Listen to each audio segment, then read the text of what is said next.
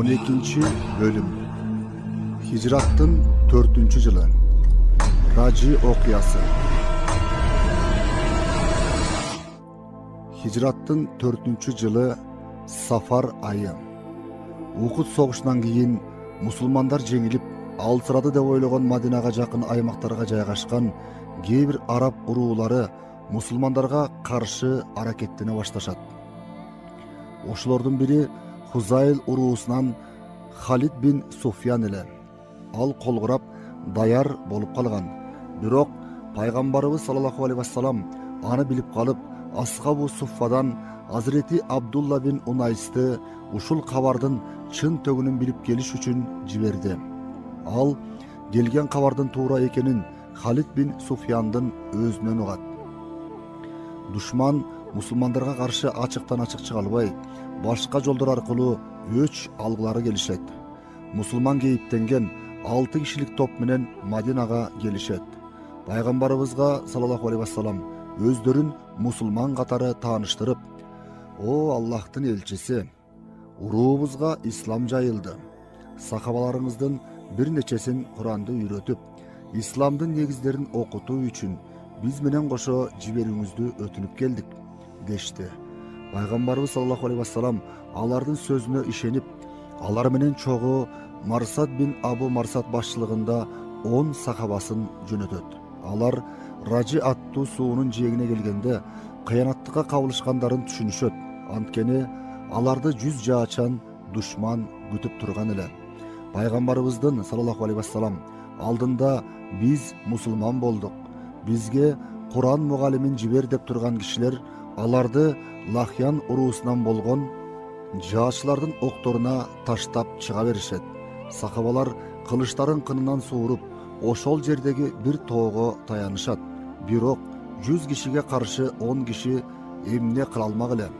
Душман: "Колго түшсөңөр силерди өлтүрбөйбүз" дейт. Сахабалардын ичинен Азирети Асым бин Сабит: "Мен бутпарастардын сунушун өлгөнгө чейин кабыл албайм. Мен бул капырларга эч качан моюн сунбаймын" дейт. Бул каарман сахаба бардык күчү менен салгылашат. Огу түгөнгөндө найзасы менен, ал сынганда кылычы менен кармашат. Бир топ бутпарастарды өлтүргөндөн кийин акыркы дубасы төмөнкүчө болгон: "О жаратканым, мен сенин диниңди кашык каным калганча коргогонго аракет кылдым. Сен дагы менин денемди бутпарастардан сакта." Азирети Асым бин Сабит менен кошо 6 сахаба шейит болушат. Калган 3 сахаба колго түшөт. Бутпарастар алардын колдорун байлап, Меккеге барып, кектүү Курайш бутпарастарына сатмакчы болушат. Жолдо Азирети Абдулла бин Тарик туткундан качууга аракет кылат. Бирок бутпарастар аны ташпаранга алып, шейит кылып салышат. Сахабалардан 2 адам гана калган эле. Азирети Зайд бин Дасинна жана Хубайб бин Ади. Азирети Асым бин Сабит Ухуд согушунда Сулафа аттуу бир бутпарас аялдын 2 баласын өлтүргөн эле. Бул аял Азирети Асымдын башы колуна тийсе, андан чөйчөк жасап, шарап куюп ичерине ант ичкен эле. Душмандар бул тууралуу билишчү. Ошондуктан анын башын кесип алып, Меккедеги ошол аялга алып бармакчы болушат. Бирок Алла Таала уруксат берген эмес. Анткени ал өлөрдөн мурун денесинин корголушу тууралуу Алла Таалага дуба кылган эле. Алла Таала анын дубасын кабыл кылган. Бутпарастар анын өлгөн денесине жакындаганда кайдан жайдан топ аары пайда болуп, денеге жакындатпай коет. Эртеси эртең менен келишсе, дене ордунда жок болуп чыгат. Анткени Алла Таала түнү бою жамгыр жаадырып, сел жүргүзүп, анын денесин агызып салган эле. Азирети Хубайб менен Зайдтын шейит болушу. Меккеге алынып келинген Азирети Хубайб менен Азирети Зайд Бадырда жакындары өлгөн бутпарастар тарабынан сатылып алынат. Курайштын өкүмү бул 2 сахабаны өлтүрүү эле. Акыры аларды шейит кылчу мезгил келет. Алар акыркы жолу бири-бири менен кучакташып, бири-бирине акыларын адал кылышат. Меккенин калкы топтолуп, oyun zook боло тургандай маанай менен келишет. Бадыр менен Ухудтун өчүн ушул эки сахабадан алмай болушат. Биринчи Азирети Хубайбты өлтүрмөй болушту. Көңүлү Аллахтын жана пайгамбардын сүйүүсүнө толгон бул улуу сахабанын жүзүндө эч кандай коркуу элеси көрүнгөн жок. Анткени ал Аллах жолунда өлүүнү эң жогорку даражага арзуу деп ишенчү. 2 рекет намаз окуу үчүн уруксат сурады. Уруксат берилгенде намаз окуду жана намазын бүтүргөн соң Курайштарга кайрылып, Кудай акы, эгерде Хубайб өлүмдөн корккондуктан намазын узак окуду деп калышат дебеген болсом, узагыраак, көбүрөөк намаз окур элем деди. Өлүм жазасы аткарылардан мурун 2 рекет намаз окуу сүннөтүн ушул улуу сахаба Хубайб баштаган. Бутпарастар, эгер исламдан кайтсаң, сенин жаныңды аман коебуз дешет. Бирок ал алардын сунушун четке кагат. Бутпарастар ого бетер келекелеп сурашат: чыныңды айт, азыр сенин ордуңда Мухаммед болгондо жана сенин ордуңа өлтүрүлгөндө ыраазы болсоң керек. Пайгамбардын сүйүүсүнө толгон эр жүрөктүүлүк менен айткан жообунан бутпарастар алапайын таппай калат. Аллаха ант ичип айтам, пайгамбарымдын бутуна кичинекей бир тикенек киргенинен көрө үйүмдөн, жанымдан жана бала бакырамдан айрылганым жакшы. Ушуга ыраазымын. Бутпарастар дали шакаба чегишип күлүшүп жатты. Азирети Хубайб айланасындагылардан бир да нурду көз көрө алган жок. Ички дүйнөлөрүнүн караңгылыгы жүздөрүнө тээп чыккан ырайымсыз бутпарастардын бирөө да өзүнүн пайгамбарга айткан саламын жеткирбей турганына көзү жетип турду. Анан ал минтип дуа кылат: о жаратканым, ушул тапта душман жүздөрүнөн башка жүз көрбөй турам. Бул жерден саламымды пайгамбарга жеткирер адам жок. Ага саламымды өзүң жеткире көр. Бул жерде болгондорду пайгамбарыңа билдире көр. Бул дуба учурунда Мадинадагы пайгамбарыбыз саллаллаху алейхи вассалам алейкассалам деп Хубайбтын саламын алып, сахабаларына мындай дейт: Курайштар Хубайбты шейит кылды. Азирети Зайд дагы анын аркасынан шейит кылынат. Бири Мауна окуясы. Хижраттын 4-жылы. Сафар айы. Жогорку окуядан кийин Амир уулдары уруусунун башчысы Абу Бара Амир бин Малик пайгамбарыбыз, жогорку окуядан кийин Амир уулдары уруусунун башчысы Абу Бара Амир бин Малик пайгамбарыбыз саллаллаху алейхи вассалам менен көрүшүү үчүн Мадинага келди. Бул чынчыл жана мусулмандарга жакшы ниеттеги адам болсо да, белекке деп алып келген 2 ат жана 2 төөсүн пайгамбарыбыз саллаллаху алейхи вассалам кабыл албай, мен бутпарастардын белегин кабыл ала албайм. Белегимди кабыл алса экен десең, мусулман бол деп аны ыйман жолуна чакырат. Абу Бара ошол замат мусулман болгон жок, бирок исламга жакшы көз карашта экенин белгилеп өттү. О Мухаммед, мени кирүүгө чакырып жаткан дин чынында улуу, эң жакшы дин экен. Элим менин айтканыман чыгышпайт. Эгерде бир нече сахабаларыңды Куран жана дин жолун үйрөтүүгө бизге жөнөтсөң, чакырганыңды кабыл алышат деген үмүттөмүн. Пайгамбарыбыз саллаллаху алейхи вассалам бул нач калкына анчейин ишенбесе да, Абу Баранын берген кепилдигинен улам Мунзир бин Амр башчылыгында 70 сахабаны аларга жиберет. Бирок жолдо Абу Баранын жээни чыккынчылык кылып, сахабаларды башка күч жалдоо аркылуу Бири Мауна деген жерде шейит кылып салат. Жээнине жаны кашайган Абу Бара көп өтпөй ооруп, күйүтүнөн каза болот. Пайгамбарыбыз саллаллаху алейхи вассалам аманатка кыянат кылган урууларга терс батасын берет.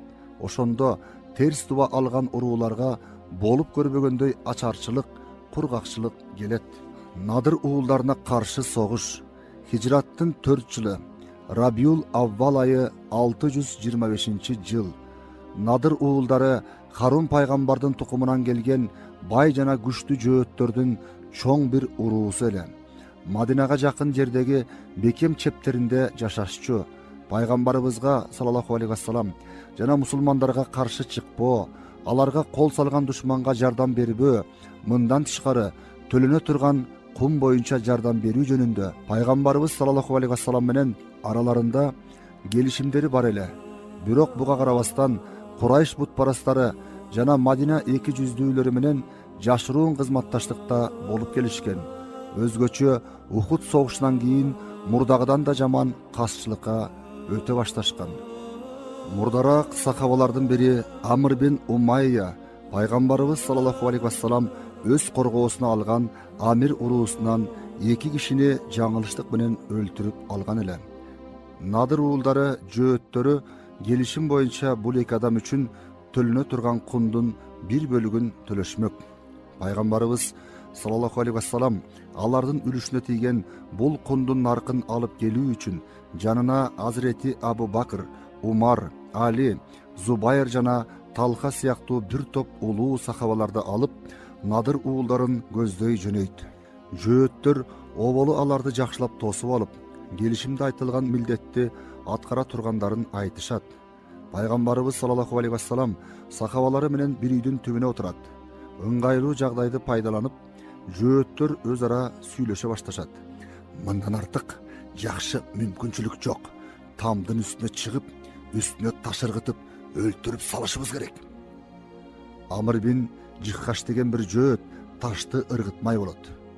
Ошол учурда алардын башчыларынын бири болгон Саллам бин Мишкем мындай дейт: "Эй, коомум, бул сапар менин сөзүмдү уккыла. Андан кийин кааласаңар, мага каршы чыккыла. Кудай акы, эгер силер муну кыла турган болсоңор, ага ыйыкка бар, көз ачып жумгуча эле билдирет. Өзүңөргө эле убал болот. Анткени бул кылыгыңар түзүлгөн келишимди бузат. Келгиле, мындан баш тарткыла. Эгер аны өлтүрө турган болсоңор, анда жөөттөр түп тамыры менен жок болот. Ислам болсо жогорулайт." Пайгамбарларга кыянаттык кылуу менен таанылган жөөттөр анын сөзүнө макул болушпай коет. Таш ыргытуу үчүн Амр бин Жиххаш тамга чыгат. Ошондо Жибрейил периште келип пайгамбарыбызга саллаллаху алейхи вассалам жөөттөрдүн арам оюн билдирет. Пайгамбарыбыз саллаллаху алейхи вассалам акырын ордунан туруп кетип калат. Сахабалар анын кайтып келбесине көзү жеткенден кийин алар дагы кетип калышат. Бир жөөттүн эскертүүсү. Кинана бин Сурия деген бир жөөт Мухаммед эмне үчүн кетип калды, билесиңерби деп сурайт. Жөөттөр жок, билбейбиз. Билсең айтчы дешет. Тооратка ант болсун, мен силер ойлогон арам ойдун Мухаммедке кабар берилгенин билемин. Өзүңөрдү өзүңөр алдабагыла. Кудай акы, ал Аллахтын элчиси, болгондо да эң акыркысы. Ага силердин арам оюңардан кабар берилген үчүн ордунан туруп кетип калды. Силер аны Харун пайгамбардын тукумунан келишин күтүп жаткан элеңер. Аллах болсо каалаганын тандады. Биз Тоорат сабагыбызда эң акыркы болуп келе турган пайгамбардын туулган жери Мекке, хижрат жери Мадина деп эч өзгөртпөстөн жазганбыз. Келе турган акыркы пайгамбардын сыпаттары Мухаммедке даана шайкеш келип турат. Китепте кандай жазылса, так ошондой болуп чыкты. Андан мурун силер менен согушкан эч ким болбойт. Мен силерди буюм тайымыңарды, төөлөргө жүктөп көчүп баратканыңарды, бала бакыраңардын ыйлап, мал мүлктөрүңөрдү таштап кетип баратканыңарды көрүп тургансыйм. Келгиле, менин айткандарымды уккула. Эки нерседен мага баш ийгиле. Ал эмне болгон нерселер экен? Ыйман келтирип, мусулман болгула, жана анын сахабаларына кошулгула. Ошондо гана мал мүлкүңөрдүн, бала бакыраңардын коопсуздугун камсыз кылган болосуңар. Журтуңардан сыртка чыгарылбайсыңар. Бирок жөөттөр Biz Toorаттан жана Мусанын осияттарынан такыр ажырабайбыз деп макул болбой коюшат. Бул окуядан кийин пайгамбарыбыз саллаллаху алейхи вассалам Мухаммед бин Маслама аттуу сахабаны чакырып, Надыр уулдары жөөттөрүнө барып, менин ушул сөзүмдү айткын. Мадинадан чыгып кеткиле. Бул жерде мени менен чогуу жашабагыла. Силер мага касчылык жасап, мени өлтүргүңөр келди. Силерге 10 күндүк мөөнөт бердим. Ага чейин чыгып кетпегендер болсо, жазага тартылат. Мухаммед бин Маслама аларга барып, пайгамбарыбыздын саллаллаху алейхи вассалам буйругун айтардан мурун мындай деди: Муса пайгамбарга Тооратты түшүргөн. Аллах үчүн айткылачы. Мухаммед пайгамбар жиберилерден мурун мен силердин жыйыныңарга келгенимде, силер мага өз диниңерди сунуштаганда мен кабыл албай койгом. Силер ошондо мындай деген элеңер: жөөттөрдүн дининен башка дин жок. Сен издеген дин ушул дин. Силерге келе турган пайгамбар шарият ээси. Ошондой эле согушчул болот. Өзү Йемен жактан келет. Төөгө минет, ихрам киет, азеттүү сөөгө канаат кылат. Кылычын дайыма тагынып жүрөт. Сүйлөгөн учурда дайыма орундуу сүйлөйт. Айткылачы, ушундай дедиңер беле? Жөөттөр: ооба, биз сага ушинтип айтканбыз. Бирок бул күтүлгөн ошол пайгамбар эмес деп терс жооп берет. Анан Мухаммед бин Маслама пайгамбарыбыздын саллаллаху алейхи вассалам буйругун билдирет. Надыр уулдары арам оюнун билинип калганын түшүнүп, көчө тургандарын билдиришет. Эки жүздүүлөрдүн башчысы жиберген кабар. Ошол учурда эки жүздүүлөрдүн башчысы Абдулла бин Убай көчүүгө даярданып жаткан жөөттөргө жашыруун кат жөнөтөт. Катта төмөнкүлөрдү билдирген эле: журтуңарды таштап, эч жака кетпегиле. Чебиңерге бекинип, аны чыңдагыла. Мен силерге 2000 адамды жардамга жөнөтөм. Мындан тышкары Курайза уулдары жөөттөрү да силерге жардамга келишет. Катты окуган жөөттөр көчүүдөн баш тартышат. Чебине бекинип, Абдулла бин Убайдын жардамын күтүп калышат. Ал эми Абдулла бин Убайдын максаты аларды пайгамбарыбыз саллаллаху алейхи вассалам менен кайраштырып, бирок жардам берүүнү ойлогон да эмес. Пайгамбарыбыз саллаллаху алейхи вассалам Мадинада ордуна Азирети Абдулла бин Умму Мактумду калтырып, сахабалары менен Надыр уулдары жөөттөрүн көздөй жөнөйт. Асыр намазын жөөттөрдүн багында окушкандан кийин чепти курчоого алат.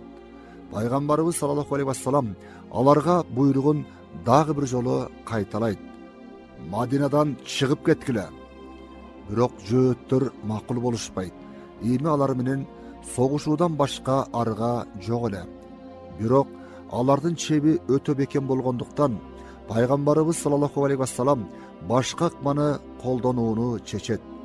Согушуунун ордуна жөөттөрдүн кээ биринин үйлөрүн, курма дарактарын талкалап, өрттөөгө буйрук кылат. Чептин үстүнөн курмаларынын кыйылып, үйлөрүнүн өрттөнүп жатканын көргөн жөөттөр кыйкыра башташат: О Мухаммед, сен бузуп кыйратуучулукка тыюу салып, аларды жаман көрчү эмес белең? Эмне үчүн курмаларыбызды кыйып, үйлөрүбүздү өрттөп жатасың? Жөөттөрдүн бул сөзү кээ бир мусулмандарды шек күмөнгө салып жиберет. Бирок Аллах төмөнкү аяты менен жардамга келет: О момундар, силер Надыр уулдарынын курма бактарынан 1,5 курма дарагын кыйдыңарбы, же аны абалында калтырдыңарбы? Силер кылган ар бир иш Аллахтын уруксаты менен жана ал бузуку баш ийбегендерди шерменде кылуу үчүн болду. Бул аятка таянып, ислам аалымдары согуш учурунда жогорудагыдай жагдайларда дарактарды кыюуга уруксат берген. Бирок Надыр уулдары дагы эле моюн сунбайт. Анткени Абдулла бин Убай жардам берери тууралуу дагы бир ирет жашыруун кабар жөнөткөн эле.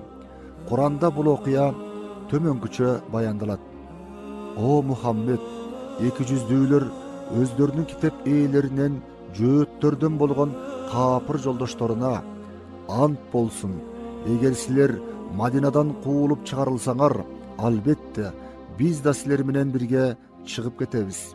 Жана силерге каршы согуш кылынса, албетте биз силерге жардам беребиз дешкенин көрбөдүңбү? Аллах күбөлүк берет. Алар шек күмөнсүз жалганчылар. Ант болсун, эгер жөөттөр өз мекендеринен куулуп чыгарылса, эки жүздүүлөр алар менен бирге чыгып кетишпейт. Ант болсун, эгер жөөттөргө каршы согуш жарыяланса, эки жүздүүлөр аларга жардам беришпейт. Жана эгер кокус жардам беришсе да, албетте жөөттөр момундар тарабынан жеңилишип, арттарына карап качышат. Бул жагдайга туш келгенде аларга эч бир жардам берилбейт.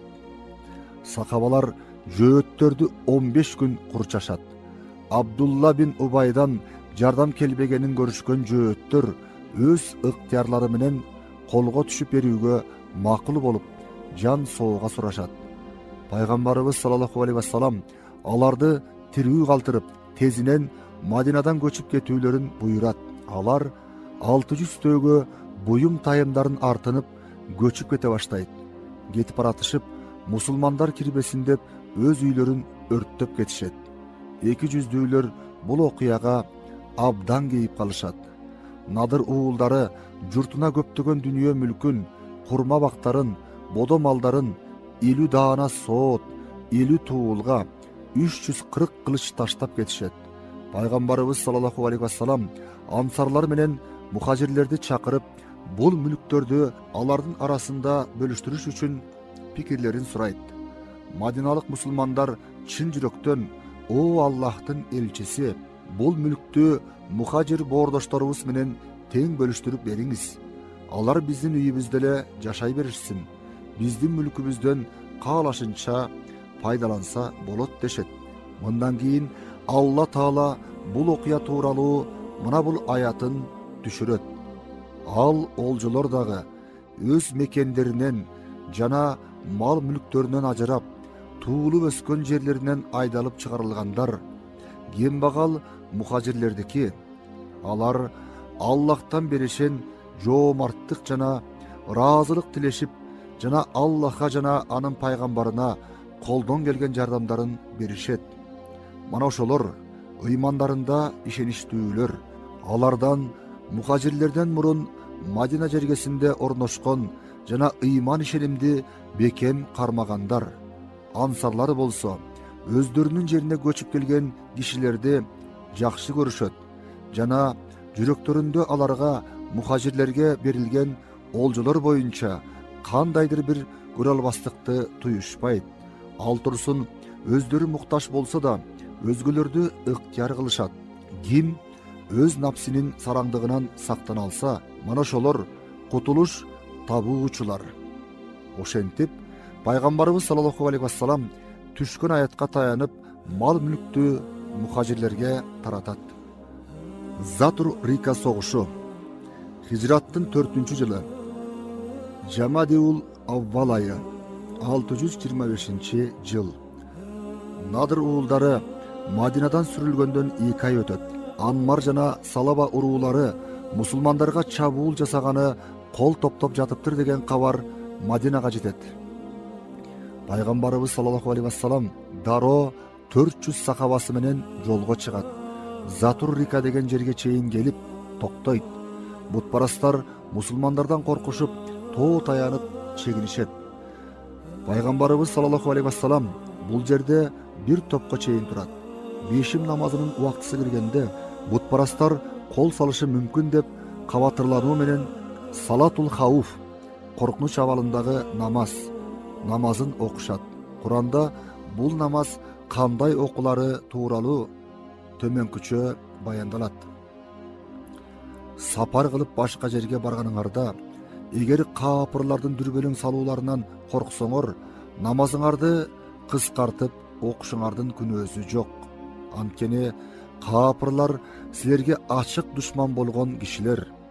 О Мухаммед, сен согуш талаасында момундардын арасында имам болуп намаз окумакчы болсоң, алардан бир тобу куралчан сени менен намазга турушсун жана сажда кылып бүткөн соң артыңарга өтүп күзөттө турушсун.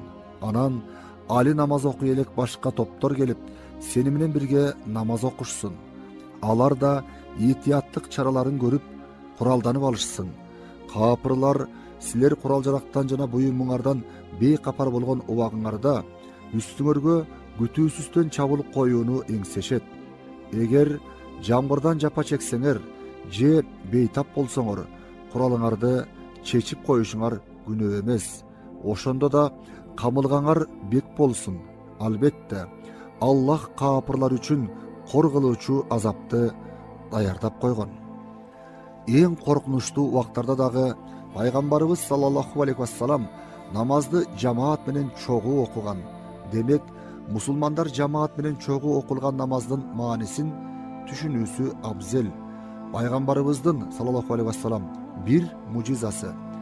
Затур Рикада сахабалардан Улба бин Зайд төө куштун 3 жумурткасын таап, пайгамбарыбызга саллаллаху алейхи вассалам алып келет. Пайгамбарыбыз саллаллаху алейхи вассалам бышырганга буйрук берет. Мужахидтердин бардыгы ошол жумурткадан жешсе дагы, табактагы жумуртка такыр түгөнбөй коет. Бул Алла Тааланын пайгамбарыбызга саллаллаху алейхи вассалам берген бир мужизасы болчу. Алла Тааланын момундарга болгон мээрими. Ошол окуяда дагы бир сахаба бир куштун балапанын таап, пайгамбарыбызга саллаллаху алейхи вассалам алып келет. Ошол балапандын энеси балапанды кармап туруп, сахабага жанталашып, үйрүлүп, кол сала баштайт. Муну таң калып карап турган сахабаларга пайгамбарыбыз саллаллаху алейхи вассалам төмөнкү сабагын берет. Силер балапанын куткаргысы келген ушул кушка таң калып жатасыңарбы? Алла Тааланын силерге болгон мээрими ушул куштун балапанына болгон мээриминен алда канча чоң. Бир төөнүн дарты. Пайгамбарыбыз саллаллаху алейхи вассалам сахабалары менен бирге Затур Рикадан Мадинага кайтып келаткан.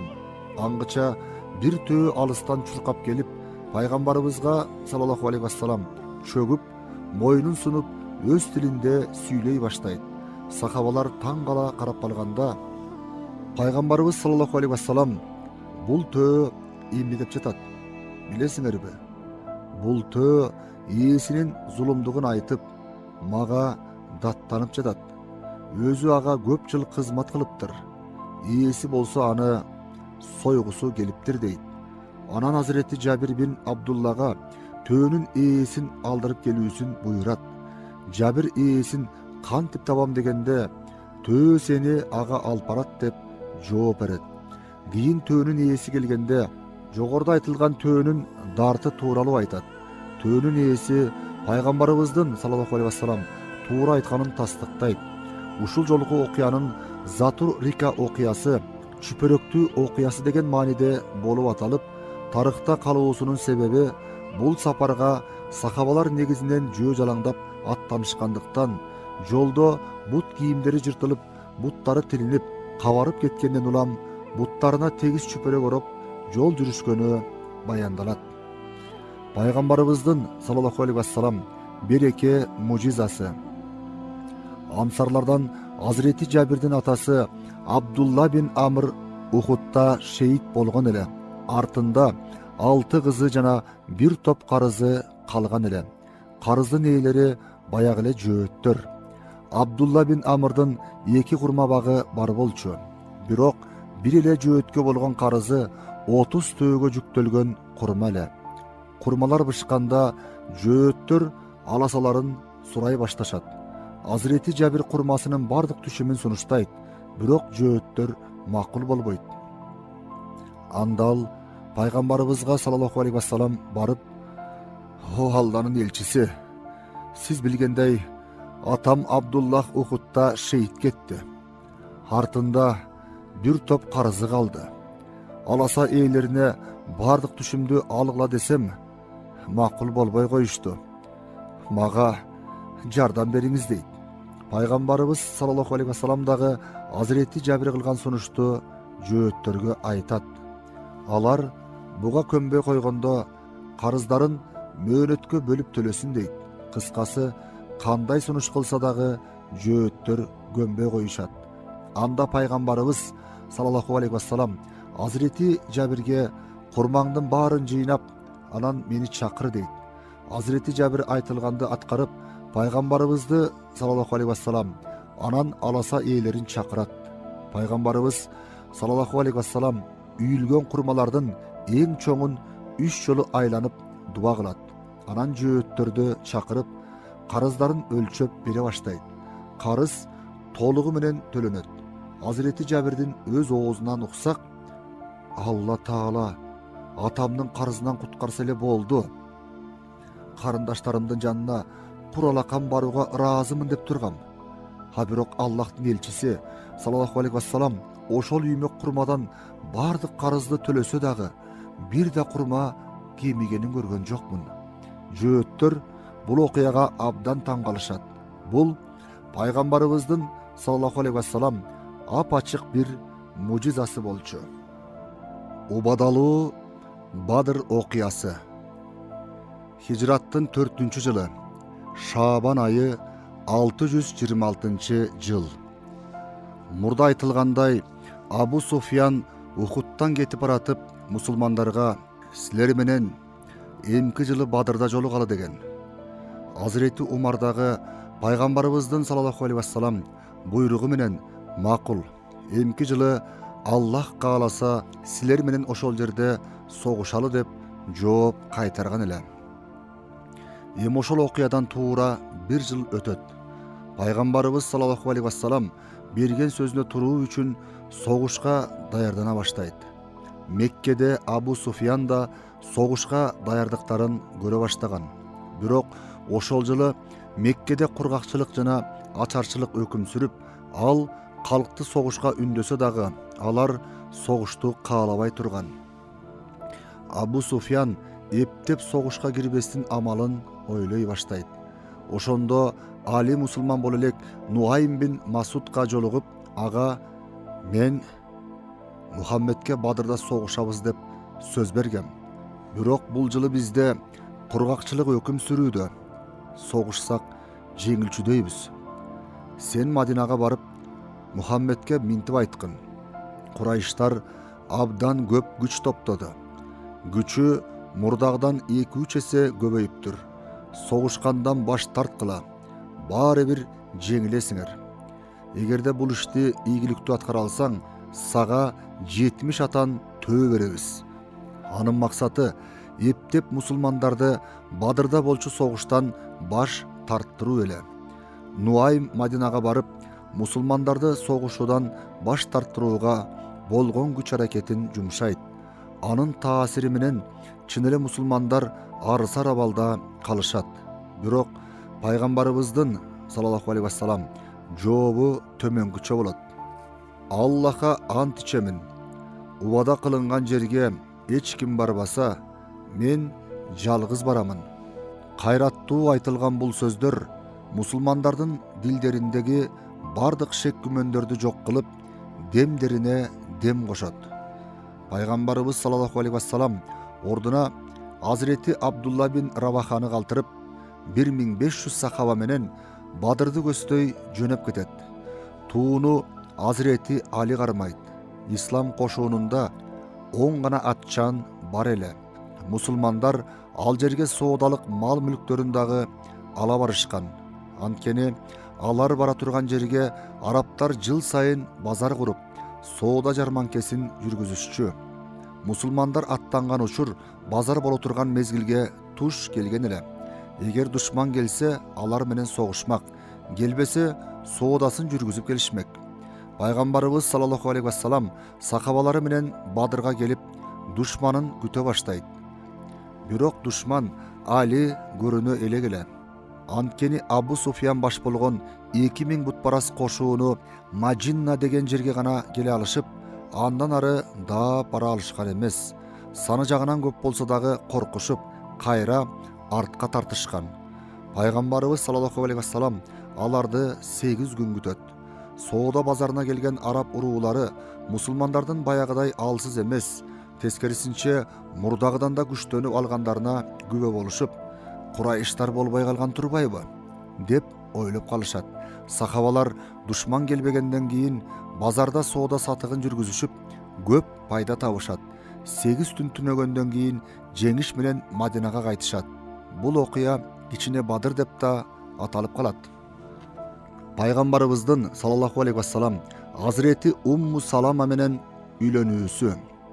Азирети Умму Салама Магзум уулдары уруусунан Умайя бин Мугиранын кызы эле. Күйөөсү Абдулла бин Абдуласад мусулман болуусу себептүү бутпарастардын оор кыйноолоруна дуушар болуп, мындан улам Хабашистанга хижрат кылган. Кийин Курайш бутпарастарынын көпчүлүгү мусулман болуптур деген туура эмес маалыматтар алып, Меккеге кайткан жана бул кабар жалган экенин билип, өтө кыйынчылыкта экинчи жолу Хабашистанга барган. Андан Мадинага көчкөн. Кыскасы мусулманчылыгын коргоо жолунда көрбөгөн азап тозогу калган эмес. Ошол ар эки сапарда тең Азирети Умму Салама күйөөсү менен бирге көчкөн эле. Күйөөсү Ухуд согушунда жарадар болуп, хижраттын 4-жылы каза болуп, артында 4 баласы жетим калган эле. Ушул жесир Азирети Умму Саламаны пайгамбарыбыз саллаллаху алейхи вассалам өз никесине алганда Азирети Умму Салама 44 жашта эле. Ал хижраттын 59-жылы 84 жашында каза болгон. Жаназа намазын Абу Хурайра радиаллаху анху окуган жана Жаннатул Бакый көрүстөнүнө коюлган. Жазганды билбесе да, окуганды билген сабаттуу Умму Салама энебиз ислам илимдерин терең билгендердин бирөөсү болгон. Пайгамбарыбыздан саллаллаху алейхи вассалам 378 хадис баяндаган. Хижраттын 4-жылынын башка маанилүү окуялары. Арактын арам кылынышы. Арак хижраттын 4-жылында Надыр уулдары жөөттөрү сүрүлүп чыгарылгандан кийин арам кылынып, ичүүгө тыюу салынган. Арак 3 баскычта түшкөн аяттары менен арам кылынган. Пайгамбарыбыз саллаллаху алейхи вассалам Мадинага келген жылдары кээ бир мусулмандар дагы ичимдик ичип, кумар ойношчу. Алар пайгамбарыбыздан саллаллаху алейхи вассалам ичимдик тууралуу сурашат.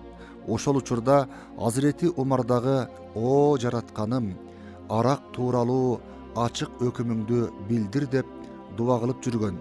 Белгилүү бир убакыт өткөндөн кийин: "О Мухаммед, сенден арак, ичкилик жана кумар жөнүндө сурашат. Айткын, буларда адамдар үчүн чоң күнөө жана аз пайдалар бар. Бирок булардын күнөөсү пайдасынан көбүрөөк." Бул аят түшкөндөн кийин мусулмандардын кээ бирлери зыяндуу болгон үчүн ичимдик ичүүнү ташташат. Калгандары мурдагыдай эле иче беришет. Бирок ичкендердин арасында кээ бир жагымсыз окуялар болгон.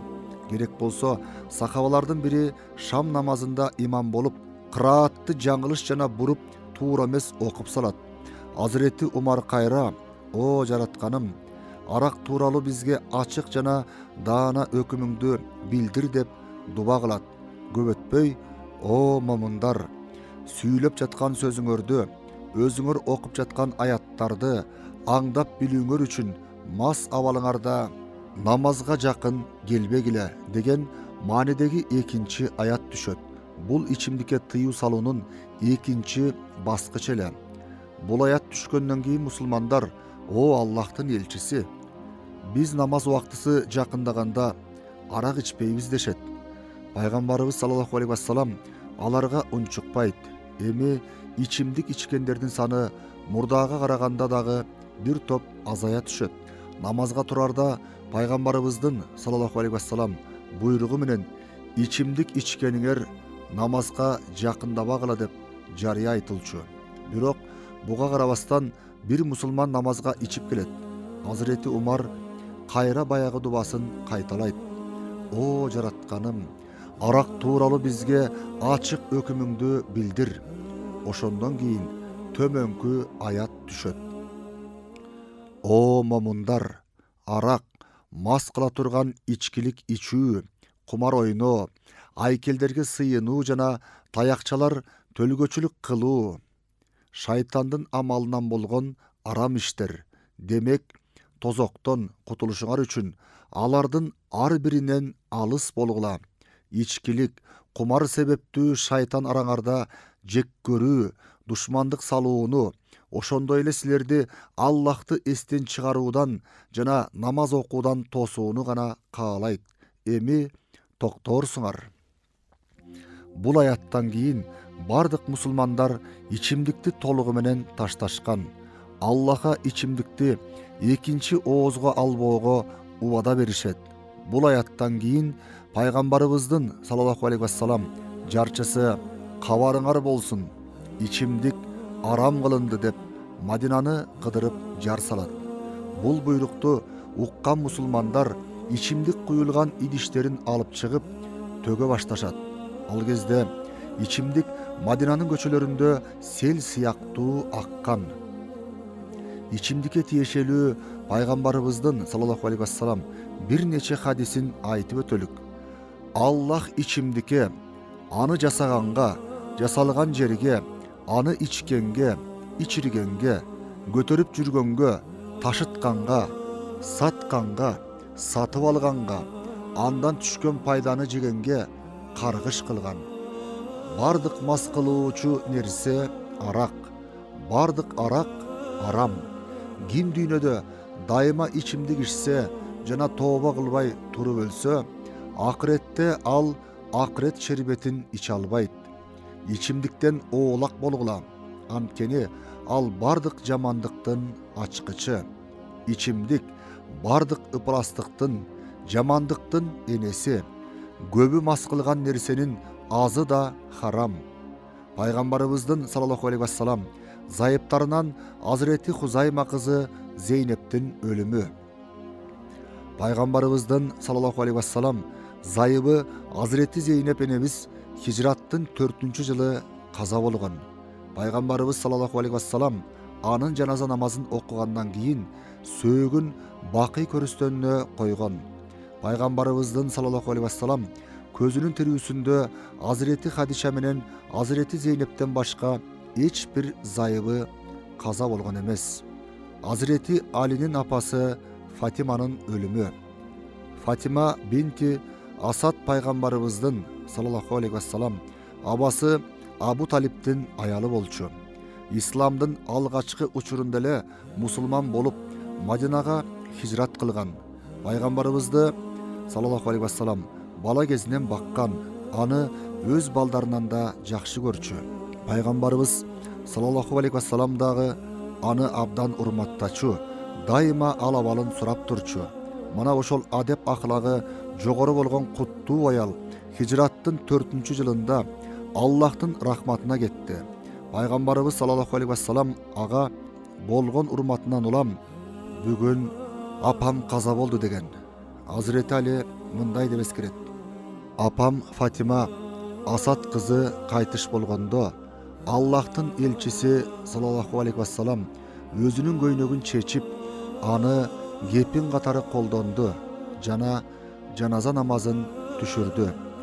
Пайгамбарыбыздын саллаллаху алейхи вассалам дагы бир небересинин дүйнөгө келиши. Хижраттын 4-жылы Шабан айында пайгамбарыбыздын саллаллаху алейхи вассалам жээн небереси Азырети Алинин экинчи уулу Хусейн жарык дүйнөгө келет. Туулгандан 7 күн өткөндөн кийин пайгамбарыбыз саллаллаху алейхи вассалам жээни үчүн акыйка курбаны катары 2 кочкор сойгон. Кулагына азан окуп, атын коюп, чачын алдырат. Жээни Хусейн дагы агасы Хасандай пайгамбарыбызга саллаллаху алейхи вассалам абдан окшош болчу. Бул жээндери үчүн пайгамбарыбыз саллаллаху алейхи вассалам Алла Таалага төмөнкүчө дуба кылчу. О жаратканым, мен буларды жакшы көрөмүн, сен дагы аларды жакшы көр. Азырети Зайд бин Сабиттин арабча, ивритче, жөөтчө жана ассири жазуусун үйрөнүшү. Азырети Зайд бин Сабит Бадырда колго түшкөн бутпарастардан окуп жазганды үйрөнгөн Мадиналык бала эле. Бул сахаба абдан зээндүү болгон. Хижраттын 4-жылы пайгамбарыбыз саллаллаху алейхи вассалам ага жөөттөрдүн жазуусун үйрөнүүнү буйрат. Анткени ал жөөттөрдүн пайгамбарыбыздын саллаллаху алейхи вассалам жазуусун өзгөртүп салышынан чочулачу. Азырети Зайд 15 күндүн ичинде иврит тилин үйрөнүп, жогорку деңгээлге жетет. Пайгамбарыбыз саллаллаху алейхи вассалам жөөттөргө кабар билдирмекчи болгондо Азырети Зайдка жаздырчу. Ошондой эле жөөттөрдөн келген жазууну да ага окутчу. Кийин ага ассирий тилин жана жазуусун үйрөнүүгө буйрук кылат. Анткени ага ассирий тилинде жазылган каттар да келчү. Азырети Зайд бул тилде жазууну жана окууну 17 күндө өздөштүргөн.